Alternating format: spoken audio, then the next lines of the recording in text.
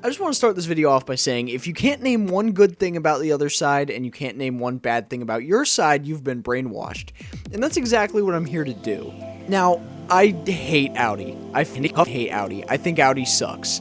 And there's many reasons for this. I think that their digital gauges are hideous.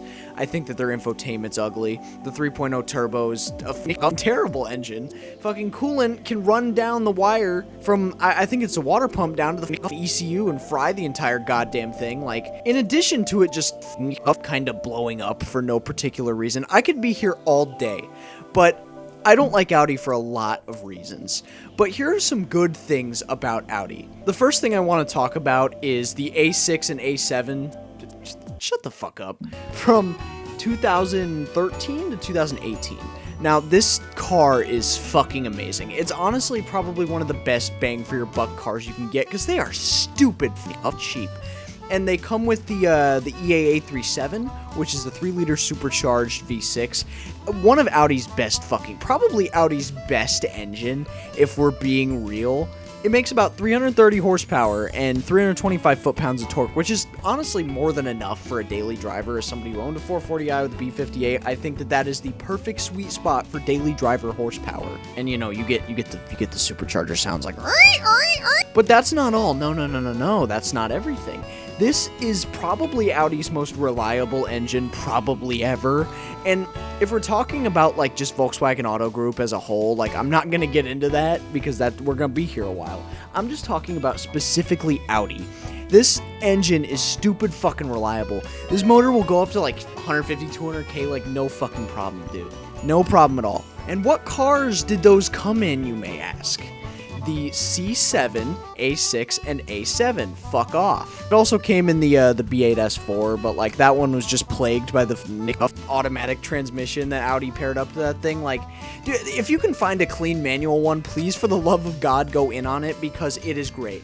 However, it's just that transmission that just kind of like blows up, dude. Like, however, with the C7, A6, and A7, you get the RS6 transmission, which I think is pretty fucking cool. And the reason why I'm clumping these two cars together is because they're basically the same thing.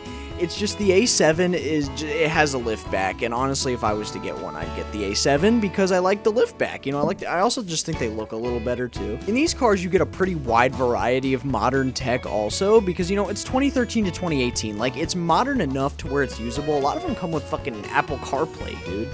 And you can also option them with cooled seats, which a lot of them have, or actually ventilated seats. Like, dude, leave me alone, man. It's the same thing. And honestly, if I had to sell my M4 for a cheaper car, it would be this. It would be this, because you can pick them up with like around 100,000 miles for like dirt ass cheap. Like, I'm gonna go on Marketplace and just find a couple. I put them on the screen, but here they are. Like, stupid cheap. Stupid cheap. The next thing I want to talk about is the R8. I think that the R8 is a beautiful supercar. I think, like, in terms of bang for your buck, I think it's one of the best supercars ever made. Even the V8 Gen 1 R8s are great. You get like about like 460 horsepower out of that V8, and the thing handles like crazy. I've never driven one personally, but from what I've heard, they handle great. And even with the SMG in the first one, like, they're still solid. But if you also get the 6-speed manual, you can have a really fun time in that thing. I want to drive one so bad, man. Like, you can pick up a Gen 1 V8 R8 for around 50 or 60 grand, depending on like the condition, mileage, whatever. And I think that's great. Although what we really care about is the V10, you know, because that's the good one. That's the one everyone talks about. I love the R8 personally, and if I was ever in the position, which I probably won't be, to buy a supercar, the first one I'm gonna get is a V10 Plus R8, because that thing's sick, dude. Look at this fucking thing. Another thing I want to talk about is the A3, like post around 2020, because you get the EA888, and I think that's great. There's a train in the background. But anyways, you get the Gen 3 EA888, which is the one in the Mark 7 GTI, which obviously is a great motor. We know this. The EA888 in general is a really good platform, and I like that you're able to get it in an Audi, because if the Jetta GLI's interior is just not cutting the fucking mustard, you can get an A3, and I think that's great. And in addition to that, you can option in the DSG from the GTI, but they call it the the S-Tronic, to sound more fancy, I guess, but we all know it's the fucking DSG. In the same vein as the A3, I also think that the TTRS and the RS3 are fucking awesome cars, and I would have loved to have one. Like, before I bought my M4, I looked at RS3s and TTRSs. They were over budget by a lot, but I think they're sick because, dude, a turbo inline 5 is awesome, and you can't really get cars with that anymore, and I think it's great that Audi's still doing that. And I think that 394 horsepower is a lot. It also weighs a hair under 3,300 pounds and does 0 to 60 in 3.6 seconds, so I think that this car likes to party. I'd love to drive one, man. I really would. Going back to beautiful cars, I really think that the B9 S4 is a beautiful car. I love the way this car looks, and they had a lot of nice color options. Like, I like this one the most, probably. But in general, I really think that that is a beautiful car. It's a really good-looking car. It's just nerfed by that fucking 3-liter turbo, dude. Why? Why are we doing this, man? I've driven the newer S5, and it's fun. It's punchy, and it's fun. It feels good. The torque delivery is nice. The torque to horsepower curve's nice. It's just, it's such an unreliable engine, dude. I would say that I'm a BMW guy. Here's a lot of bad things about my side. I think that BMW's new design language that they're trying to do is some of the most hideous shit I've ever seen in my life, and it makes me ashamed to call myself a BMW guy because what were they thinking, dude? The new 5 Series is also one of the most hideous vehicles I've ever seen in my life, and I saw one of the new X2s for the first time today, and I wanted to puke. These are utterly hideous cars, and I haven't even gotten to the mechanical side of things, because these cars are at least, they have B-Series motors, and at least they're somewhat reliable, but let's talk reliability and BMW. Just to name a few, the N62, the N63B4400, N73, N54, N20, S85, I could go on for a long-ass time.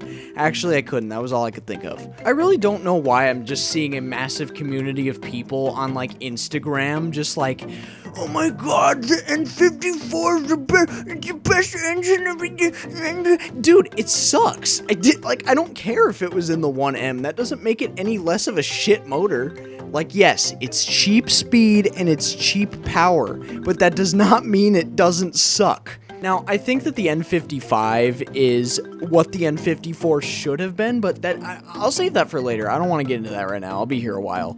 I also think that iDrive 3 just straight up sucks. It doesn't like to work. The reason I didn't list the N52 is because it's one of those motors that just straight up does not make enough power to hurt itself.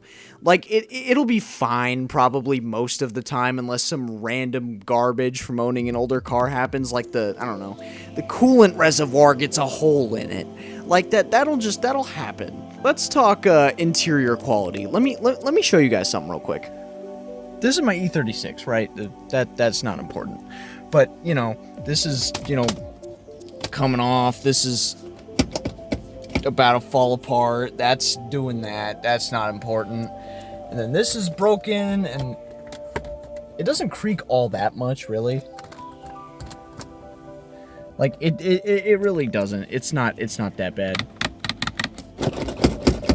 This is my M4. This. Well, okay, I didn't want to do that. This is a little questionable. This fucking creaks like shit. This is fucked up. That's not important. This fell off and I had to super glue it. That was kind of stupid. This is fucked up. No, that's not that bad. It's a car, it does car shit. So, the interior quality is, it's fine, I guess. It's passable.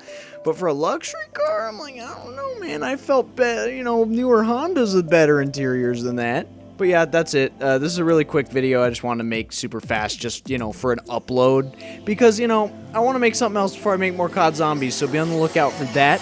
But, that's it. See you.